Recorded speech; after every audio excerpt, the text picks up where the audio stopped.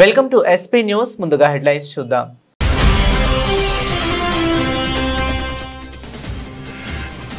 ఐరాస భద్రతా మండలిలో భారత్కు శాశ్వత సభ్యత్వంపై యూకే మద్దతు. భారత్కు దాని సరైన స్థానం దక్కాలని వ్యాఖ్యానించిన ప్రధాని కీర్ స్టార్మర్.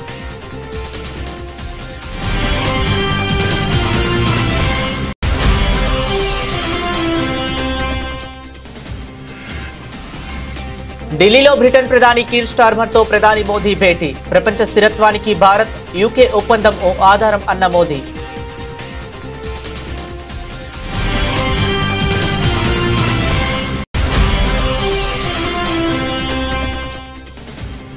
స్థానిక ఎన్నికలపై హైకోర్టు స్టే ఇవ్వడంతో నోటిఫికేషన్ నిలిపివేస్తున్నట్లు ప్రకటించిన ఎన్నికల కమిషన్. మరోవైపు బీసీల నోటికాడ ముద్ద లాక్కున్నారంటూ ఆవేదన వ్యక్తం చేసిన ఆర్ కృష్ణయ్య.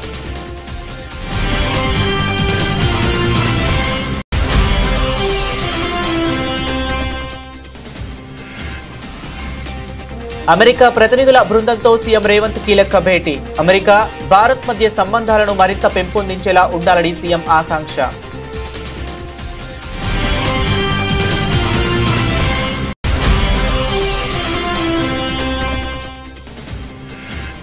ప్రభుత్వ మెడికల్ కాలేజీలను ప్రైవేటు పరం చేస్తే పేదవారికి వైద్యం ఎలా అందుతుంది?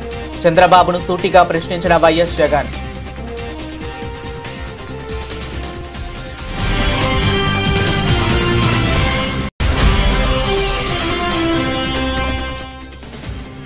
హైకోర్టు తీర్పుపై స్పందించిన రాష్ట్ర ఉప ముఖ్యమంత్రి బట్టి విక్రమార్క. సుప్రీం తీర్పును అనుసరించే బీసీలకు 42% రిజర్వేషన్లు కల్పిస్తూ జీవో జారీ చేశామంటూ వివరణ.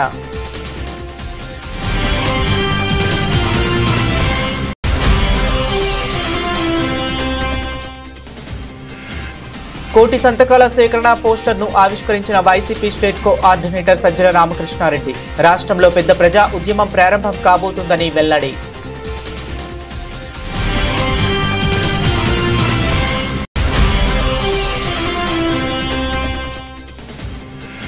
చల్లని జీవో ఇచ్చి బీసీలను మోసం చేశారంటూ కాంగ్రెస్ పై మాజీ మంత్రి గంగుల కమలాకర్ ధ్వజం. చిత్తశుద్ధి ఉంటే ఢిల్లీ వెళ్లి సాధించమని హితవు.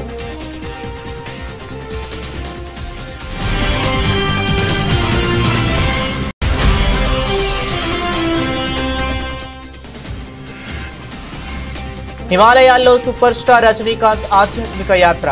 మహావతార్ బాబాజీ గుహను సందర్శించుకున్న తలైవా.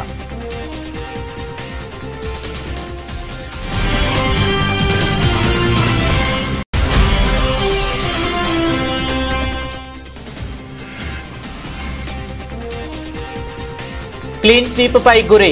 నేడు భారత్ వెస్టిండీస్ రెండో టెస్ట్.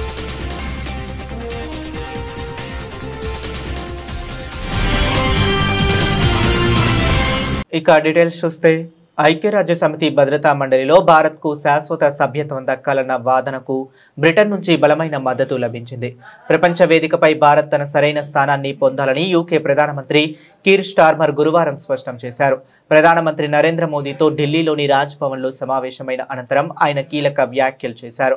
భారత్ సాధిస్తున్న అద్భుతమైన అభివృద్ధిని, అంతర్జాతీయ వ్యవహారాల్లో కీలక పాత్ర పోషించగల సామర్థ్యాన్ని స్టార్మర్ ప్రత్యేకంగా ప్రస్తావించారు.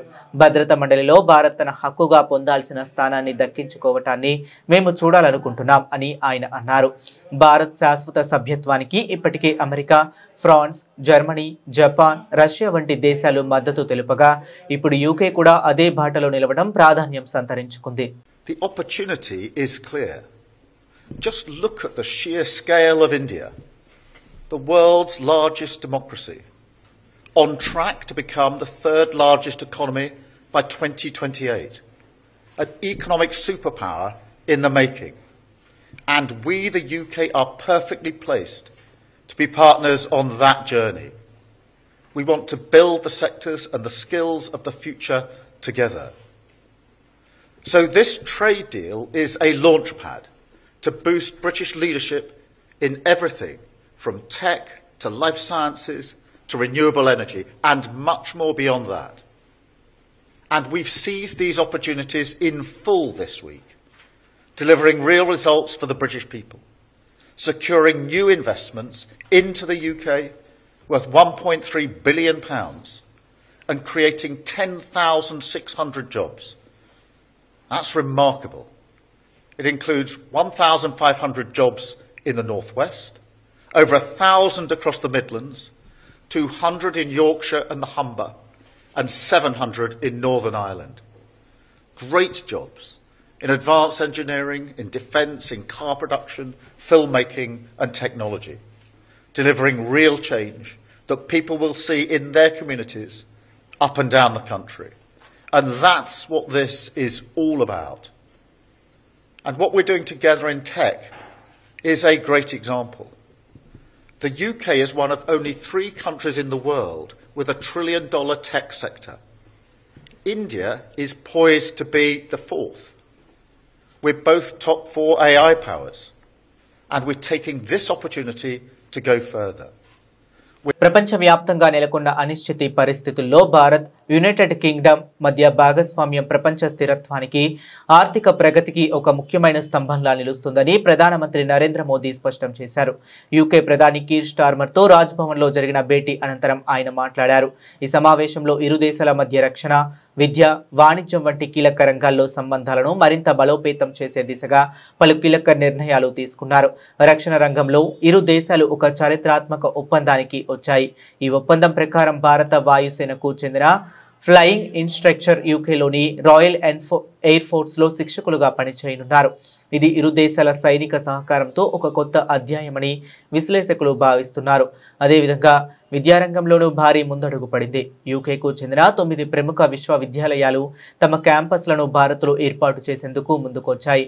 ఇటీవలే సౌత్ ఆఫ్టన్ యూనివర్సిటీ గురుగ్రామ్లో తన క్యాంప్ను ప్రారంభించింది. అదేవిధంగా తొలి బ్యాచ్ విద్యార్థులు ప్రవేశాలు కూడా పొందారని ప్రధాని మోదీ సంతోషం వ్యక్తం చేశారు. ఫ్రెండ్స్, भारत और यूके नेचुरल पार्टनर्स हैं. हमारे संबंधों की नींव में डेमोक्रेसी, फ्रीडम और रूल ऑफ लॉ जैसे मूल्यों में साझा विश्वास है. मौजूदा वैश्विक अस्थिरता के दौर में भारत और यूके के बीच ये बढ़ती हुई साझेदारी ग्लोबल स्टेबिलिटी और आर्थिक प्रगति का एक आधार, महत्वपूर्ण आधार बनी रही है. आज की बैठक में हमने इंडो पैसिफिक, वेस्ट एशिया में शांति और स्थिरता और यूक्रेन में चल रहे संघर्ष पर भी विचार साझा किए. यूक्रेन कॉन्फ्लिक्ट और गाजा के मुद्दे पर भारत डायलॉग और डिप्लोमेसी से शांति की बहाली के सभी प्रयासों का समर्थन करता है. हम इंडो पैसिफिक क्षेत्र में मैरीटाइम सिक्योरिटी कोऑपरेशन बढ़ाने के लिए पूर्ण रूप से प्रतिबद्ध है. స్థానిక సంస్థల ఎన్నికల నోటిఫికేషన్పై రాష్ట్ర ఎన్నికల సంఘం కీలక ప్రకటన చేసింది. నోటిఫికేషన్ను నిలిపివేస్తున్నట్లు ఎస్ఈసీ ప్రకటించింది. హైకోర్టు ఆదేశాల మేరకు నోటిఫికేషన్ను నిలిపివేస్తున్నట్లు వెల్లడించింది. ఎన్నికల కోడ్ అమలు, నామినేషన్ల ప్రక్రియ నిలిపివేస్తున్నట్లు పేర్కొంది. మళ్లీ నోటిఫికేషన్ వచ్చే వరకు ఎన్నికల ప్రక్రియలన్నింటినీ నిలిపివేస్తున్నట్లు తెలిపింది. ఇదిలా ఉండగా తెలంగాణ ప్రభుత్వం స్థానిక సంస్థల ఎన్నికల్లో బీసీలకు 42% రిజర్వేషన్లు కల్పించేలా జారీ చేసిన జీవో 9పై హైకోర్టు స్టే విధించింది. దీనిపై హైకోర్టు ఎదుట బీసీ సంఘాల నాయకులు ఆందోళనకు దిగారు. గేట్ నెంబర్ 4 దగ్గర నినాదాలు చేస్తూ రోడ్డుపై బైఠాయించారు. ఈ సందర్భంగా బీసీ సంక్షేమ సంఘం జాతీయ అధ్యక్షుడు ఆర్ కృష్ణయ్య మీడియాతో మాట్లాడారు. బీసీల నోటికాడ ముద్దను ఆపారని ఆర్ కృష్ణయ్య ఆవేదన వ్యక్తం చేశారు. ప్రభుత్వం తొందరపాటు చర్యలతో అన్యాయం జరిగిందని తెలిపారు. మండల్ కమిషన్ అప్పుడు ఎట్లయితే ఉద్యమం అయిందో, ప్రజా జీవితం ఏ విధంగా స్పందించిందో అంతకంటే రెట్టింపుగా రోజు బీసీల చైతన్యం వచ్చింది. బంధును ఊరు హైదరాబాదే కాదు, ఊర్లో కూడా మొత్తం బంధు జరుపుతాం. చాలా దీనికి ప్రభుత్వం బాధ్యత వహించవలసి వస్తుంది. సరే, ముఖ్యమంత్రి గారు ఏ విధంగా స్పందిస్తారు, ఈ స్టే మీద ఎలాంటి యాక్షన్ తీసుకుంటారో సాయంత్రంలో ప్రకటించాలి. లేని పక్షంలో అన్ని సంఘాలను ఈ అందరినీ కూడా సంప్రదించి చాలా పెద్ద ఎత్తున బంధు జరుపుతాము. ఈ బంధు ద్వారా దేశాన్ని ఒక్కసారి కళ్ళు జరిపిస్తామని చెప్పి హెచ్చరిస్తున్నాం. ఏం తమాషా ఉందా? బీసీలంటే ఇంత చిన్న చూప? బీసీలకు మేము ముఖ్యమంత్రి పదవులు వాళ్ళకి, మంత్రి పదవులు వాళ్ళకి, అన్ని వాళ్ళకి లేక ఒక అవకాశం వచ్చి సర్పంచులు వస్తే వాటిని కూడా భరించకపోవడం, వాటిని కూడా ఓర్వలేకపోవడం అనేది చాలా దుర్మార్గం. కాబట్టి తప్పనిసరిగా ఈ సమాజం బీసీల సత్తా ఏంటిదో ఈసారి చూపెడతాం. అదే బలమైనటువంటి హేతుబద్ధమైన కారణాలు ఉన్నాయి. రాజ్యాంగము అధికారం ఇచ్చింది రాష్ట్ర ప్రభుత్వానికి, అసెంబ్లీలో బిల్లు పాస్ అయింది, అదేవిధంగా జనాభా లెక్కలు తీశారు, అదేవిధంగా డెడికేటెడ్ కమిషన్ అపాయింట్ చేశారు. బీసీలకు ఇవ్వవలసింది న్యాయమైనది, ఏదో ఇతర రాష్ట్రాల అంశాన్ని ప్రతిపత్తిగా తీసుకోవడం అనేది హేతుబద్ధమైన కారణం కాదు. న్యాయాన్ని బీసీ కులాల మీద చిన్న చూపు చూస్తూ న్యాయస్థానాలు తీర్పు ఇవ్వడం అనేది, స్టే చేయడం అనేది చాలా దురదృష్టకరం. దీని మీద రాష్ట్ర ప్రజలందరూ అగ్రహులైరు. ఈరోజు చాలా మంది నామినేషన్ కూడా వేశారు, ఇంకా నామినేషన్ వేస్తున్నారు. ఇప్పుడు నోటికాడి అన్నం ముద్దను రాకున్నారు. తెలంగాణకు వచ్చిన అమెరికా హడ్సన్ ఇన్స్టిట్యూట్ కు చెందిన 16 మంది ప్రతినిధుల బృందంతో ముఖ్యమంత్రి రేవంత్ రెడ్డి సచివాలయంలో సమావేశమయ్యారు. ఈ సమావేశంలో ఐటీ పరిశ్రమల శాఖ మంత్రి శ్రీధర్ బాబు, సీఎం సలహాదారు నరేందర్ రెడ్డి, ప్రభుత్వ ప్రధాన కార్యదర్శి రామకృష్ణారావు, ప్రభుత్వ ప్రత్యేక ప్రధాన కార్యదర్శి సంజయ్ కుమార్, సీఎంఓ ముఖ్య కార్యదర్శి శేషాద్రి తదితరులు పాల్గొన్నారు. ఈ సందర్భంగా సీఎం రేవంత్ రెడ్డి మాట్లాడుతూ ఇండియా ఫౌండేషన్ సారథ్యంలో ప్రతినిధి బృందంలో భారత్లోని పలు రాష్ట్రాల్లో పర్యటిస్తుందని తెలిపారు. అమెరికా తీసుకుంటున్న నిర్ణయాలు, అనుసరించే విధానాలన్నీ సానుకూల దృక్పథంతో ఉండాలని ఆయన సూచించారు. అమెరికా భారత్ మధ్య సంబంధాలను మరింత పెంపొందించేలా ఉండాలని సీఎం ఆకాంక్షించారు. ఇటీవలే అమెరికా పెంచిన రాయితీలు, వీసాలపై కఠిన నిబంధనలన్నీ ఆందోళన కలిగించాయని ఆవేదన వ్యక్తం చేశారు. రెండు దేశాల మధ్య ఆర్థిక వృద్ధికి దోహదపడే విధానాలు అనుసరిస్తే ప్రపంచానికి ఆదర్శవంతంగా ఉంటుందని సీఎం రేవంత్ రెడ్డి అభిప్రాయం వ్యక్తం చేశారు. హైదరాబాద్ నగరంలో హైడ్రా మరోసారి దూకుడు పెంచింది. ప్రభుత్వ ఆస్తులు, చెరువులను రక్షించడమే లక్ష్యంగా పెట్టుకున్న హైడ్రా తాజాగా భాగ్యనగరంలో ఆక్రమణలకు గురైన ప్రభుత్వ స్థలంలో కూల్చివేతలు చేపట్టింది. బంజారా హిల్స్ లోని బసవతారకం క్యాన్సర్ ఆసుపత్రి సమీపంలో 5 ఎకరాల ప్రభుత్వ స్థలం ఆక్రమణకు గురైంది. స్థానికుల ఫిర్యాదు మేరకు ఈరోజు శుక్రవారం హైడ్రా కూల్చివేతలు చేపట్టింది. సుమారు 750 కోట్ల విలువైన ప్రభుత్వ స్థలంలో ఆక్రమణలను హైడ్రా తొలగించింది. తెల్లవారుజాము నుంచే భారీ పోలీసు బందోబస్తు నడుమ హైడ్రా సిబ్బంది కూల్చివేతలు చేపట్టింది. దాదాపు 750 కోట్ల విలువైన ప్రభుత్వ భూమిని కొంతమంది కబ్జా చేశారు. తప్పుడు పత్రాలు, సర్వే నెంబర్లు సృష్టించి ఆక్రమణలకు పాల్పడ్డారు. దీనిపై హైడ్రాకు పెద్ద ఎత్తున ఫిర్యాదులు వచ్చాయి. దీంతో హైడ్రా ముందుకు వచ్చి కూల్చివేతలు చేపట్టింది. 5 ఎకరాల ప్రభుత్వ భూములను కాపాడింది హైడ్రా. ఈ 5 ఎకరాల స్థలంలో జలమండలికి 1.2 ఎకరాలను గతంలో ప్రభుత్వం కేటాయించింది. అయితే ఓ వ్యాపారి ఆ స్థలాన్ని కబ్జా చేశాడు. వెంటనే రంగంలోకి దిగిన హైడ్రా ఆ స్థలంలో వేసిన షెడ్లను నేలమట్టం చేసింది. 5 ఎకరాల చుట్టూ కూడా ఫెన్షన్ ను ఏర్పాటు చేసి ప్రభుత్వ భూమిగా పేర్కొంటూ బోర్డులను ఏర్పాటు చేసింది హైడ్రా. హైదరాబాద్ నగరం గ్లోబల్ కేపబిలిటీ సెంటర్లకు రాజధానిగా మారింది అని బీఆర్ఎస్ వర్కింగ్ ప్రెసిడెంట్ కేటీఆర్ పేర్కొన్నారు. ప్రస్తుతం 2వ స్థానంలో ఉన్న హైదరాబాద్ నగరం త్వరలోనే మొదటి స్థానానికి వస్తుందని ఆశిస్తున్నారు.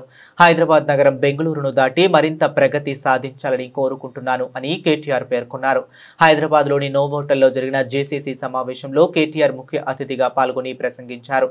ఈరోజు హైదరాబాద్ గ్లోబల్ కేపబిలిటీ సెంటర్లను రాజధానిగా మారటం వెనుక గత ప్రభుత్వ కృషి ఎంతగానో ఉన్నది. 10 సంవత్సరాల పాటు అన్ని రంగాల్లో, అన్ని కోణాల్లో హైదరాబాద్ నగరాన్ని సమగ్రంగా తీర్చిదిద్దటం వల్లనే ఇది సాధ్యమైందన్నారు. అధికారంలో ఉన్నప్పుడు వ్యక్తుల ఆధారంగా కాకుండా శాశ్వతంగా మంచి ఫలితాలు వచ్చేలా వ్యవస్థలను, చట్టాలను, సంస్కరణలను తీసుకురావటం వలన తెలంగాణ వ్యాపార, వాణిజ్య, పెట్టుబడి రంగాల్లో అగ్రస్థానంలో నిలిచింది అని కేటీఆర్ గుర్తు చేశారు. Our leader, the first Chief Minister of Telangana, Shri KCR, believed in one simple philosophy. He always told us from day one till the very last day we were in government. He said, move away from putting all the faith and putting all the responsibility on an individual. Go to the institutionalized approach. Instead of relying on an individual, अगर एक individual अच्छा काम कर रहा है, वो जब तक वहाँ रहेगा, काम ठीक ठाक चलेगा. पर वो individual अगर हट गया वहाँ से, फिर एक बार you'll have to start from square one. So he always told us, move away from that process where you completely rely on one individual, take the institutional approach. The second thing he said was move away from a people approach to a process approach, institutionalized change. That is something we truly believed in. As a result, the first piece of legislation that we drafted in the new state of Telangana was something called as the TS iPass. TS iPass. AP CM Chandrababu Naidu రాష్ట్రంలోని ప్రభుత్వ medical కళాశాలలను ప్రైవేటీకరణకు పూనుకుని పేదలకు వైద్యం అందకుండా కుట్ర చేస్తున్నారని YCP అధినేత వైఎస్ జగన్ ఆరోపించారు. అనకాపల్లి జిల్లా నర్సీపట్నంలోని ప్రభుత్వ మెడికల్ కళాశాలను సందర్శించి మీడియాతో మాట్లాడారు. పేదలకు వైద్యం అందుబాటులో ఉంచాలనే లక్ష్యంతో రాష్ట్రంలో 17 మెడికల్ కాలేజీల్లో 7 మెడికల్ కాలేజీలు పూర్తయ్యే స్టేజికి తీసుకొచ్చామని గుర్తు చేశారు. ఆధునిక దేవాలయాలైన మెడికల్ కళాశాలలను ప్రైవేటు పరం చేస్తే పేదవాడికి వైద్యం ఎలా అందుతుందని ప్రశ్నించారు.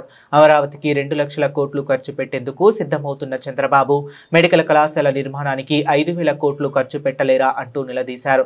నర్సీపట్నం ఎమ్మెల్యే స్పీకర్ అయ్యన్న పాత్రుడు చంద్రబాబుల తప్పుడు మాటలు మాట్లాడుతున్నారని విమర్శించారు.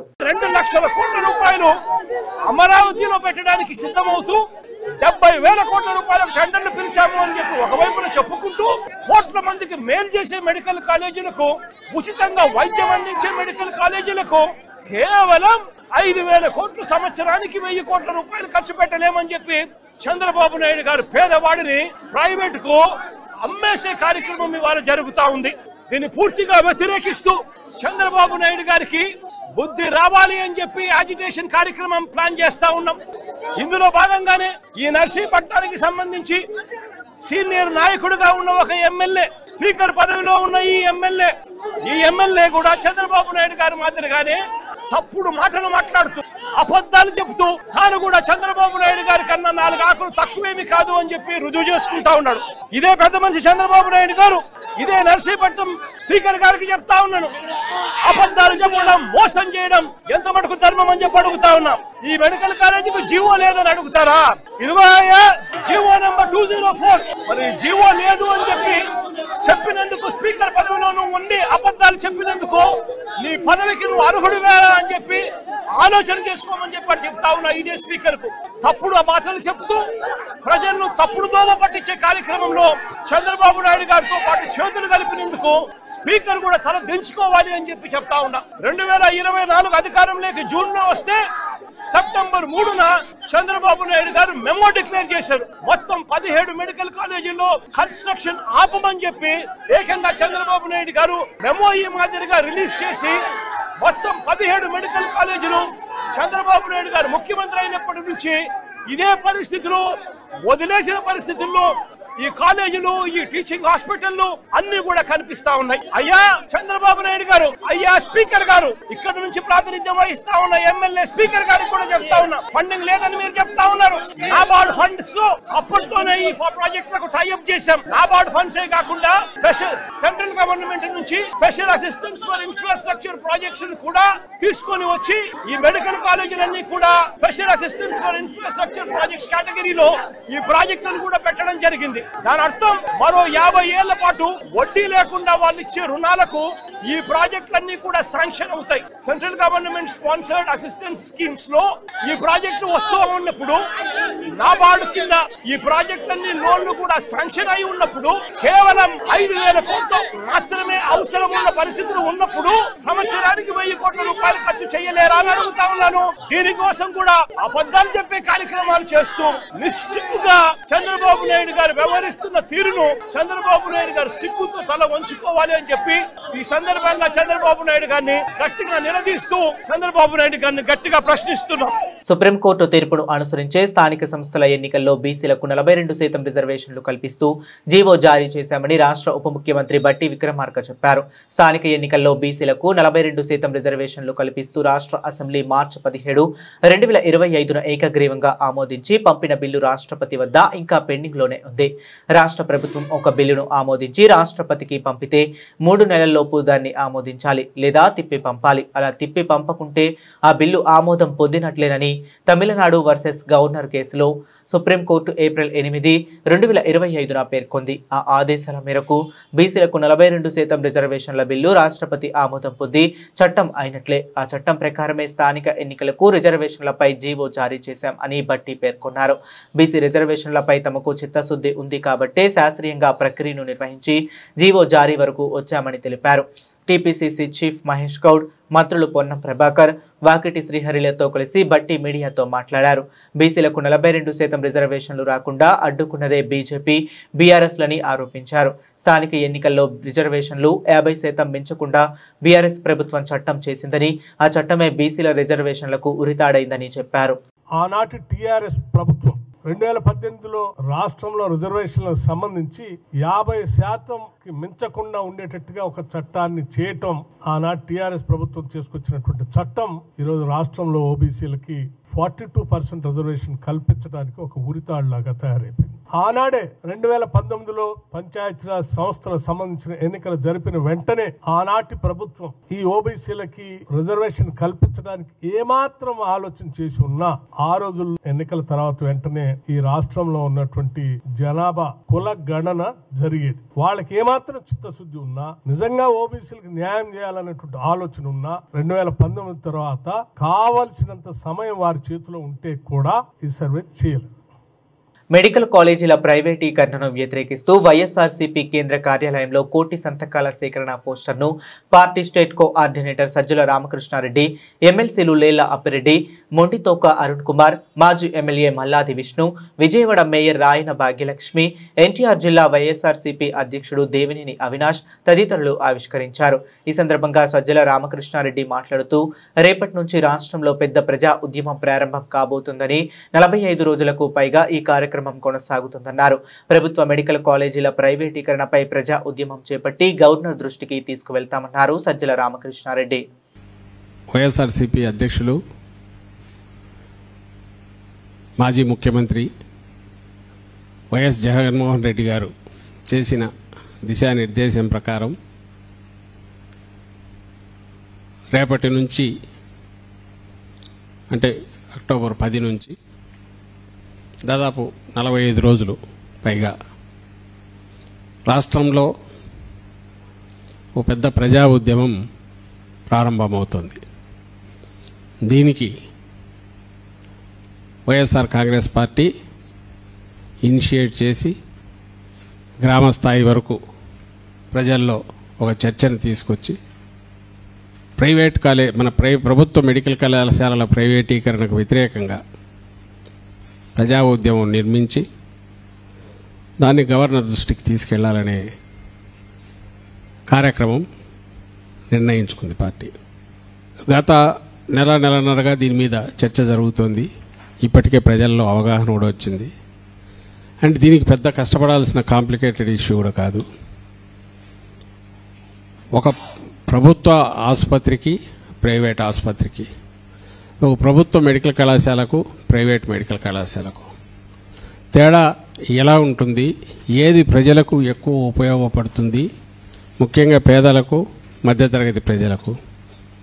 100 ఏళ్లలో 12 కాలేజీలు వస్తే ఈ 5 ఏళ్లలోనే 17 కాలేజీలు ఇనిషియేట్ చేసి 5 కాలేజీలు ప్రారంభించాం. టీచింగ్ ఆసుపత్రులు కూడా అప్గ్రేడ్ అయినాయి. పూర్తి స్థాయిలో కాకపోయినా అప్గ్రేడ్ అయ్యి ఇంకా అక్కడి నుంచి పెరగడానికి అవకాశం ఉంది. ఇంకో 2 కళాశాలలు పూర్తయ్యాయి, 7 కళాశాలలు. ఆ రెండిట్లో ఒకదానికి సీట్లు కేటాయిస్తే తర్వాత వచ్చిన చంద్రబాబు నాయుడు ప్రభుత్వం దాన్ని రిజెక్ట్ చేసింది. ఇంకొక కళాశాల పాడేరులో ఈ మధ్య మొదలైనట్టుంది, 7.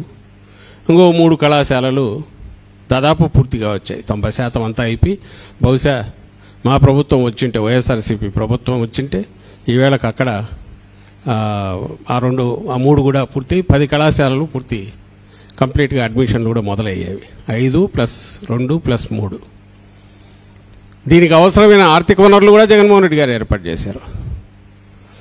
కోవిడ్ సమయం ఉండి కూడా 5 ఏళ్లలో 3 ఏళ్లలోనే మనం అంటే 23-24కే అడ్మిషన్స్ ఇచ్చామంటే, అంటే సంవత్సరం, ఏడాదిన్నరలోనే మనం పూర్తి చేసాం. ఇప్పుడు మిగిలిన వాటిని పూర్తి చేయడానికి చంద్రబాబు నాయుడు మనసు రాలేదు. 42% రిజర్వేషన్లు ఇస్తామన్న కాంగ్రెస్ సర్కార్ బీసీలకు ద్రోహం చేసింది, చలని జీవో ఇచ్చి నమ్మించి వంచింది అని మాజీ మంత్రి గంగుల కమలాకర్ తీవ్ర స్థాయిలో ధ్వజమెత్తారు. రాజ్యాంగ సవరణతోనే బీసీ రిజర్వేషన్ల పెంపు సాధ్యమనే విషయాన్ని విస్మరించి కాంగ్రెస్ సర్కార్ నమ్మించి గొంతు కోసిందని నిప్పులు చెరిగారు. సర్కారు తప్పుదారిలో వెళుతుందని, ఆర్డినెన్స్, జీవోలు కోర్టులో నిలబడవని, అసెంబ్లీలో తామిచ్చిన సూచనలను పిల్లి శాపనార్థాలంటూ ఆనాడు సీఎం మంత్రులు అపహాస్యం చేశారని గుర్తు చేశారు. ఇప్పుడు హైకోర్టు స్టేను సాకుగా చూపుతూ బీఆర్ఎస్ పై నెపం నెట్టి తప్పించుకునేందుకు ప్రయత్నిస్తున్నారని దుయ్యబట్టారు. రాహుల్ ప్రధాని అయిన తరువాత 42% కోటాను చట్టబద్ధత వస్తుందని ఢిల్లీలో చెప్పిన రేవంత్ రెడ్డి బీసీ సమాజాన్ని తప్పుదోవ పట్టించేందుకు జీవో ఇచ్చి మరో డ్రామాకు తెరలేపారని విమర్శించారు. ఇప్పటికైనా ఆయనకు బీసీ బిల్లులపై చిత్తశుద్ధి ఉంటే నాటకాలను కట్టిపెట్టి ఢిల్లీకి కదలాలి, వెంట వచ్చేందుకు మేము సిద్ధమే అని స్పష్టం చేశారు. హైదరాబాద్ తెలంగాణ భవన్లో మాజీ మంత్రి V Srinivas Goud, MP Vaddiraju Ravichandra, MLC Dasoju Sravan, BRS నాయకులు కురువా విజయ్ కుమార్, సుభప్రద పటేల్ తో కలిసి ఆయన మీడియాతో మాట్లాడారు. 42% నోటిఫికేషన్ ఇచ్చిండ్రు. ఈ నోటిఫికేషన్ వెనక్కపోతే మాత్రం తీవ్ర పరిణామాలు ఉంటాయి. లేదు మేము ఏం చేయాలి, 4 వారాలు కోర్టు టైం ఇచ్చింది, ఈ 4 వారాల తర్వాత ఎన్నికలు జరగాలి కదా, పాత పద్ధతిలో జరగాలని 23% ఇస్తే మాత్రము చాలా చాలా చాలా తీవ్ర పరిణామాలు ఎదుర్కోవాల్సి వస్తుంది ప్రభుత్వము. మళ్ళీ చెప్తున్నాం, అన్యాయాన్ని భరించాం, ఈ అవమానాన్ని మేము భరించలేము. కాబట్టి డెఫినెట్గా 42% రిజర్వేషన్ అయ్యేదాకా మాకు ఎన్నికలు అవసరం లేవు. ఎన్నికలు ఇంకో సంవత్సరం పెడతావా, 2 సంవత్సరాలు పెడతావా, కానీ చట్టపరంగా మాకు 42% ఇచ్చిన తర్వాతనే జ్యుడిషియల్గా ఇక్కడ న్యాయపరమైన చిక్కులు రాకుండా ఉండటానికి ప్రొటెక్షన్ తీసుకున్న తర్వాతనే ఎన్నికలకు ఉండి, ఎన్నికలకు తొందర లేదు. మీ కర్ణాటకలో 3 సంవత్సరాలు ఎన్నికలు పెట్టలే కదా, ఇక్కడ ఏం తొందర అండి అది. ఒకసారి మళ్ళీ మీరు పాత పద్ధతిలో 40% కాకుండా 23% రిజర్వేషన్ ఇస్తే ఇక జీవితంలో మళ్ళీ మా బీసీలు అనేది రిజర్వేషన్కు నోచుకోరు, మళ్ళీ సమాధి చేస్తారు. ఈ వాయిస్ను మొత్తాన్ని కూడా ఇంక డిమాండ్ను సమాధి చేసే ఆలోచనలో ఉన్నారు. కాబట్టి సూటిగా కరెక్ట్ చెప్తున్నాం, ఢిల్లీకి కదలండి, మేము మీతో వస్తాము, మీరు ఏది కూర్చుంటే అది కూర్చున్నాము, కానీ ఢిల్లీకి వెళ్ళి రిజర్వేషన్ తర్వాతనే తెలంగాణలో అడుగుపెట్టి. ఈరోజు నోటిఫికేషన్ ఇచ్చింది ప్రభుత్వం, 31 జిల్లా పరిషత్కు 13 బీసీలకు కేటాయించింది, 565 ఎంపీపీలకు 40% కేటాయించింది జియో. ఈరోజు నోటిఫికేషన్ ఇచ్చింది మాకు మొన్న. ఈ నోటిఫికేషన్ ద్వారానే ఎన్నికలు జరగాలని చెప్పి మేము ప్రధాన డిమాండ్ పెడుతున్నాం. మేము ఈ డిమాండ్ తప్ప వేరే డిమాండ్ ఒప్పుకోదు బీసీ సమాజం. గతం నుంచి నేను ఒకటే చెప్తున్నాం, అసెంబ్లీలో చెప్పడం జరిగింది, తమిళనాడు తరహాలో సక్సెస్ అయ్యారు, 69% రిజర్వేషన్ తీసుకున్నారు. బీహార్ తరహాలో, మహారాష్ట్ర తరహాలో వేస్తే ఫెయిల్ అయినాము. బీహారు మహారాష్ట్ర చేసిన తప్పులు చేయొద్దు, తమిళనాడు చేసిన ప్రకారం వెళ్దాము అని చెప్పడం జరిగింది. కానీ ఏ రోజు కూడా మా మాట చేయబట్లే, ఎట్లా అయ్యామని వాళ్ళకి తెలుసు కాబట్టి జియో ఇవ్వడం జరిగింది. తమిళనాడు సూపర్ స్టార్ రజనీకాంత్ తన స్టార్డమ్కు సినిమా హడావుడికి పూర్తిగా దూరంగా ఆధ్యాత్మిక మార్గంలో పయనిస్తున్నారు. ప్రస్తుతం ఆయన హిమాలయాల్లో పర్యటిస్తూ ప్రకృతి ఒడిలో సేద తీరుతున్నారు. ఈ పర్యటనకు సంబంధించిన ఫోటోలు, వీడియోలు ఇప్పుడు సోషల్ మీడియాలో వైరల్గా మారాయి. తన ఆధ్యాత్మిక యాత్రలో భాగంగా రజనీకాంత్ ప్రసిద్ధ మహావతార్ బాబాజీ గుహను సందర్శించారు. అక్కడ ధ్యానం చేసుకున్నారు. అంతకుముందు రిషికేశ్లోని స్వామి దయానంద ఆశ్రమంలో కొంత సమయం గడిపారు. అక్కడ గంగానది తీరంలో పవిత్ర హారతి కార్యక్రమంలోనూ పాల్గొన్నారు. ఈ సందర్భంగా ఆయన సాధారణ భక్తుడిలా తెల్లటి దుస్తులు ధరించి అక్కడి పూజారులతో, స్థానికులతో ముచ్చటిస్తూ కనిపించారు. స్వదేశంలో వెస్టిండీస్తో టెస్ట్ సిరీస్ ఆడుతున్న టీమిండియా శుక్రవారం నుంచి ఆ జట్టుతో సిరీస్లో ఆఖరిదైన 2వ మ్యాచ్లో తలపడనుంది. ఢిల్లీలోని అరుణ్ జైట్లీ స్టేడియం వేదికగా ఇరు జట్ల మధ్య జరగబోయే ఈ మ్యాచ్లోనూ గెలిచి సిరీస్ను క్లీన్ స్వీప్ చేయాలనే లక్ష్యంతో బరిలోకి దిగుతున్నది. ఐసీసీ వరల్డ్ టెస్ట్ ఛాంపియన్షిప్ 2025-27 సైకిల్లో పాయింట్లను పెంచుకునేందుకు మెన్ ఇన్ బ్లూకు ఇది సదవకాశం. అహ్మదాబాద్లో ముగిసిన తొలి టెస్ట్ను 3 రోజుల్లోనే ముగించిన శుభమన్ గిల్ సేన ఫిరోజ్ షా కోట్లలోనూ అదే మ్యాచ్ను రిపీట్ చేయాలనే పట్టుదలతో ఉంది. ప్రత్యర్థి కంటే ఎన్నో రెట్లు మెరుగ్గా ఉన్న భారత్ తొలి టెస్టులో ఆడిన జట్టులో మార్పులు లేకుండా బరిలోకి దిగనుంది. మరోవైపు ఉనికి కోసం పాకులాడుతున్న వెస్టిండీస్ ఈ మ్యాచ్లో అయినా కనీస పోటీనైనా ఇస్తుందా, లేక ఈ పోరు సైతం ఏకపక్షంగానే ముగుస్తుందా అన్నది ఆసక్తికరం. తొలి టెస్టులో దారుణంగా ఓడిన విండీస్ ఢిల్లీలో అయినా భారత్కు ఎదురు నిలుస్తుందా అన్నది చూడాలి. మొదటి టెస్టులో ఈ జట్టులో బ్యాటర్లు ఒక్కరైనా కనీసం 40 పరుగుల మార్కునైనా అందుకోలేదు. మరి ఈ మ్యాచ్లో అయినా కరేబియన్ బ్యాటర్లు భారత బౌలర్ల జోరుకు అడ్డుకట్ట వేస్తారా, లేక గత మ్యాచ్ మాదిరిగానే దాసోహమవుతారా అన్నది ఆసక్తికరం. బులెటిన్ ముగించే ముందు మరొకసారి హెడ్లైన్స్ చూద్దాం.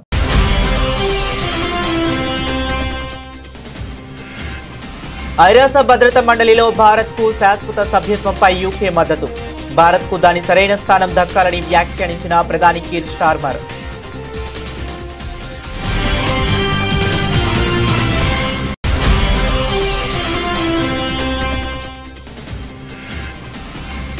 ఢిల్లీలో బ్రిటన్ ప్రధాని కీర్ స్టార్మర్తో ప్రధాని మోదీ భేటీ. ప్రపంచ స్థిరత్వానికి భారత్ యూకే ఒప్పందం ఓ ఆధారం అన్న మోదీ.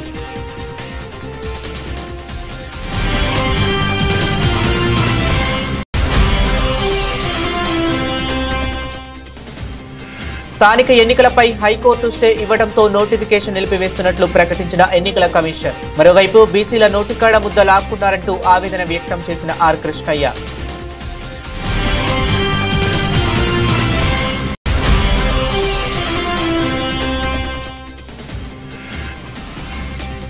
అమెరికా ప్రతినిధుల బృందంతో సీఎం రేవంత్ కీలక భేటీ. అమెరికా, భారత్ మధ్య సంబంధాలను మరింత పెంపొందించేలా ఉండాలని సీఎం ఆకాంక్ష.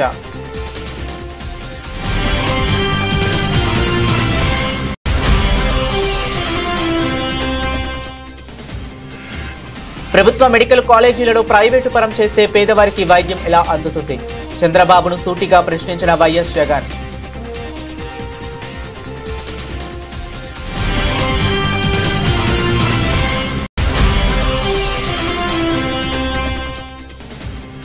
హైకోర్టు తీర్పుపై స్పందించిన రాష్ట్ర ఉప ముఖ్యమంత్రి బట్టి విక్రమార్క. సుప్రీం తీర్పును అనుసరించే బీసీలకు 42% రిజర్వేషన్లు కల్పిస్తూ జీవో జారీ చేశామంటూ వివరణ.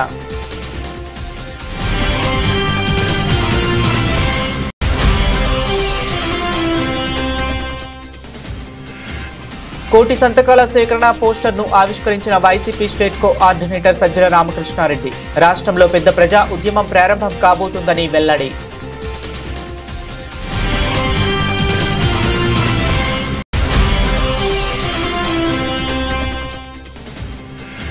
చల్లని జీవో ఇచ్చి బీసీలను మోసం చేశారంటూ కాంగ్రెస్ పై మాజీ మంత్రి గంగుల కమలాకర్ ధ్వజం. చిత్తశుద్ధి ఉంటే ఢిల్లీ వెళ్లి సాధించమని హితవు.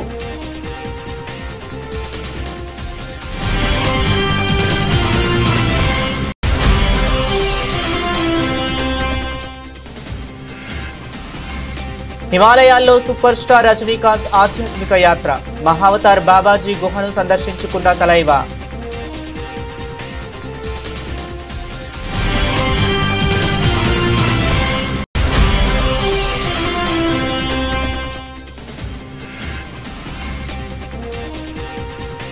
క్లీన్ స్వీప్ పై గురి. నేడు భారత్ వెస్టిండీస్ రెండో టెస్ట్.